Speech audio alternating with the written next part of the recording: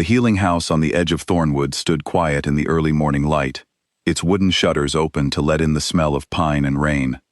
Elena Voss knelt beside a low table, grinding dried herbs into a fine powder, her movements calm and practiced.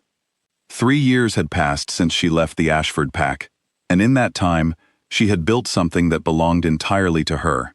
No one here called her the rejected Luna.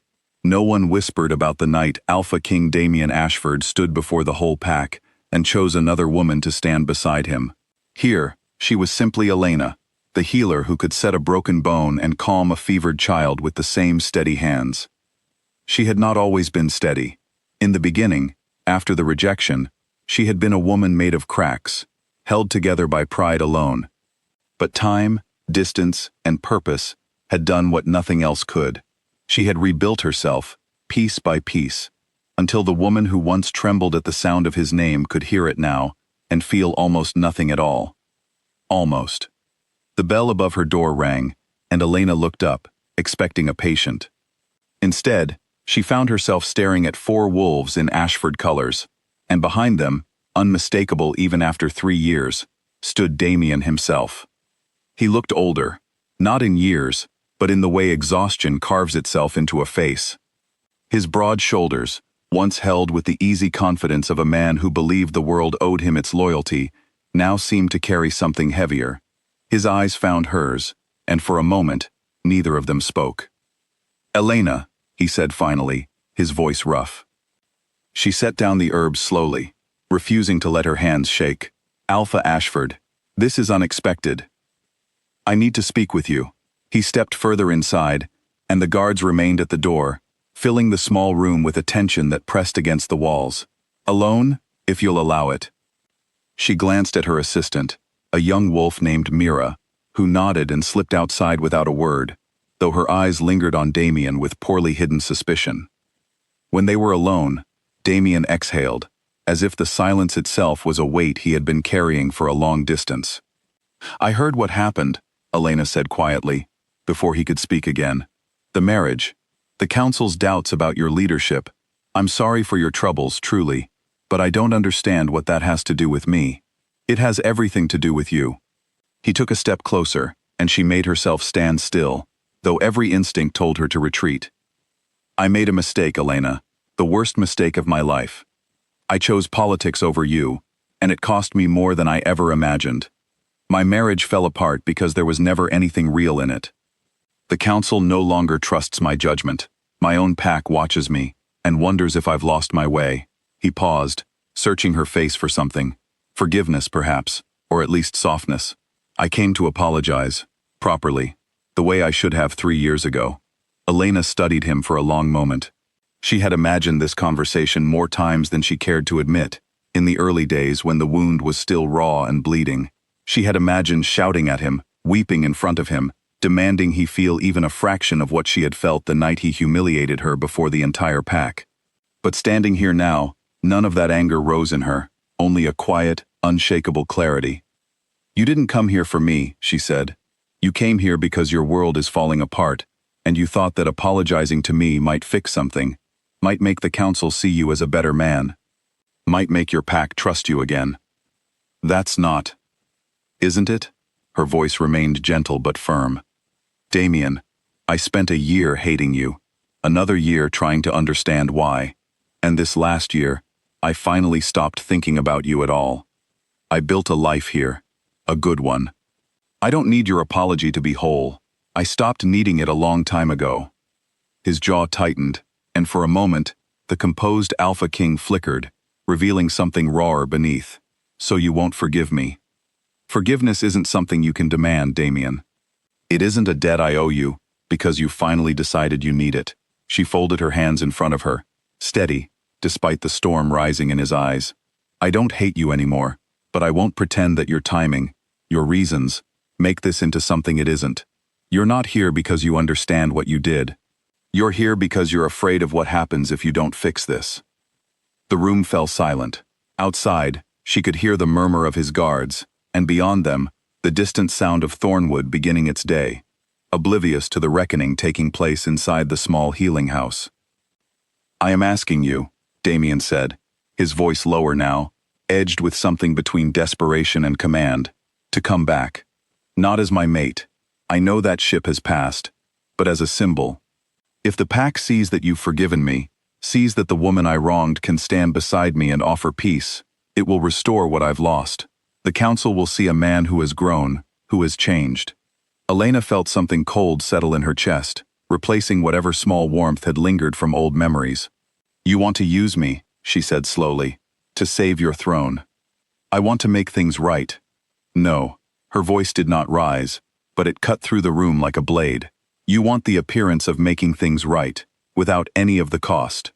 You want my forgiveness as a performance for people who are watching you, not because you've earned it, and not because you understand what it cost me to survive what you did. Damien's control slipped further. Do you have any idea what it's like to lose everything? My mate left with half the council's support. My own beta questions my authority in front of other wolves. I am losing my pack, Elena, piece by piece, and I came to you because you are the only person who might understand what it feels like to have your whole life taken from you in a single moment. I do understand, she said, and for the first time, her voice trembled, though not with weakness. I understand it better than anyone, because you were the one who took it from me, and I rebuilt myself without your help, without your apology, without anything from you at all. So don't stand here and ask me to hand you the thing that took me 3 years to build for myself, just so you can wear it as a shield. His guards shifted uneasily at the door, sensing the shift in the air, though none dared step inside uninvited. I refuse you, Elena said, and the words settled into the room with a weight that seemed to still even the dust in the light. Not out of hatred, not out of revenge, but because your apology isn't for me. It never was. It's for yourself, and for the throne you're afraid of losing. I won't be a tool for that, Damien. Not again. For a long moment, he simply stared at her, his composure cracking at the edges like ice under pressure.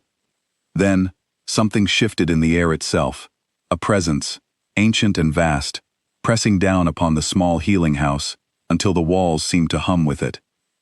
The guards outside dropped to their knees without understanding why. Inside, Elena felt her breath catch, as a silver light gathered in the center of the room, soft at first, then blinding, until a figure emerged from it, tall, luminous, her eyes holding the color of moonlight on still water, the moon goddess. Damien staggered back, falling instinctively into a bow, though his eyes remained wide with shock and something close to fear. You have spoken truths tonight that you did not intend to reveal, the goddess said, her voice carrying the weight of centuries, though it was not unkind as she turned toward Elena. And you, child, have spoken with a clarity that few possess. Elena, still trembling from the sheer presence filling the room, bowed her head. Goddess. The goddess turned her gaze to Damien, and the temperature in the room seemed to drop. I have watched you, Alpha King, for many years. I watched you cast aside a woman who loved you honestly, for the sake of ambition. I watched you build a marriage on convenience rather than truth, and I watched it collapse, as such things always do. And now, I have watched you come to the one person you wronged most. Not to heal what you broke, but to use her pain as a tool to save yourself. Goddess, Silence. The word was not shouted, yet it stilled him completely. A leader who cannot recognize his own selfishness, even in the moment he believes himself humble, is no leader at all. The strength I gave you, the title you wear, the loyalty your pack once offered freely, all of it was tied to a bond of trust. A trust you broke, the night you chose politics over the heart that loved you truly. And you have broken it again tonight, in trying to reclaim what you lost through manipulation rather than honesty. The silver light around the goddess pulsed, and Damien gasped, clutching at his chest as if something invisible had been torn from him. Outside, distant howls rose across Thornwood and beyond, carrying toward the Ashford Packlands, as though the entire territory could feel the shift taking place. From this moment, the goddess continued, her voice resonating through the small room and far beyond it. You are stripped of the strength that made you Alpha King. Your bond with your pack, the loyalty they once gave without question, is severed. What remains is only the man beneath the title, flawed, ordinary, and finally forced to face what he has become, without the power to hide behind it. Damien fell to his knees, not from pain, but from the sudden absence of something that had always been part of him. His guards outside stirred, confusion evident even from a distance, as if they too sensed the change, though they could not name it. The goddess turned once more to Elena, her expression softening into something almost gentle. You owe him nothing, child. Not your forgiveness, not your presence, not your peace. What you have built, you built alone, and it belongs to you completely.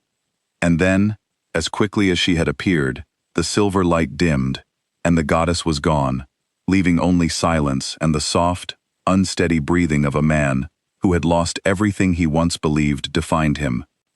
Damien remained on his knees for a long moment, staring at his own hands as if searching for the strength that had always lived there and now had vanished. When he finally looked up at Elena, his eyes held none of the confidence that had walked through her door less than an hour before. "What have I done?" he whispered, though it was not truly a question. Elena did not answer immediately. She simply watched him, this man who had once held her whole future in his hands and had chosen to crush it instead. She felt no triumph in his ruin. No satisfaction in watching him kneel where she had once knelt, waiting for a love that never came, only a quiet, tired sorrow for the years both of them had lost to his choices. "You spent your life believing that power was the same as worth," she said softly. "That your title made you someone worth loving, worth following, worth trusting. But titles can be taken, Damien. Strength can be stripped away in a single moment, as you've just learned. The only thing that truly lasts is what you build honestly, with the people who choose to stand beside you, not because they must, but because they want to." He said nothing, unable to find words worthy of the moment. Elena walked to the door and opened it, letting the morning light spill fully into the room. His guards outside stared at him with open uncertainty, no longer bound by the instinct that had once made them kneel without question. Somewhere beyond the walls, she knew, his beta would already be gathering the pack's attention, stepping into the space Damien's fall had created. "You should go," she said, not unkindly. "This isn't your place anymore. It never was." Damien rose slowly, his movements stiff, as though his body had not yet adjusted to its ordinary weight. He looked at her once more, and in his eyes, she saw the beginning of a grief that would take him far longer than 3 years to understand. The grief of a man realizing, too late, exactly what he had thrown away. "I am sorry," he said finally, and this time, stripped of power, stripped of purpose, stripped of everything that had once made his words a performance, they sounded almost real. Elena nodded once, accepting the words not as forgiveness, but simply as truth spoken honestly, perhaps for the first time. "I know," she said, "but sorry doesn't rebuild what's already broken. Only time does that, and only for the person willing to do the work." He left without another word, his guards falling into step behind him, their loyalty already beginning to waver in ways none of them yet understood. Elena watched him disappear down the path toward the tree line, the morning sun rising fully over Thornwood, casting long shadows behind a man walking toward an uncertain future. She closed the door softly and returned to her herbs, her hands steady once more.